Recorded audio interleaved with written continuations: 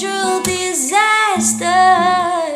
My baby has been. Hey lovelies, welcome back to my channel. I'm Gabrielle. In today's video, I am going to be showing you this wig. I'm installing it and just styling it and doing a little bit of framing around my face to create these layers that you guys see right here. So this wig is from Mslynn Hair Company. I haven't worked with this company before, so this is the very first time, but I will say they did a thing with sending me a kinky straight wig. If you guys have been looking at my videos and have been with me, Jesus, get it out, been with me for a while, you know that my favorite texture is kinky straight. It just does something for me, okay? So I will say, hands down, I freaking love this texture. The texture is amazing. Even after putting heat on it, I just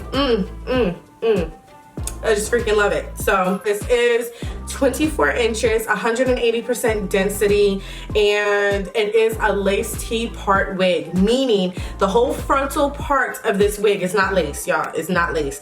It has a little bit of lace, and the lace is from the parting space to the front, and it's about 1 inch wide, and then there is about I would say like 1.5 centimeters of lace going down the perimeter of the wig to your ears. So literally this is not a whole lace frontal wig.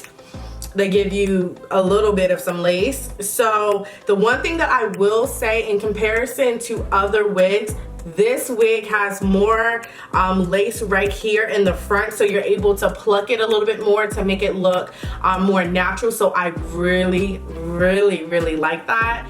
Now I will say I am going to go back and bleach these knots because they need to be bleached, and that's really going to help with the wig looking natural. So I'm definitely going to do that. Other than that, I actually really like this wig. Hands down, is better than any of the other T-part wigs I have reviewed on my channel, just because of the space that it has in the front. Like, it changes it, you guys. It literally changes it.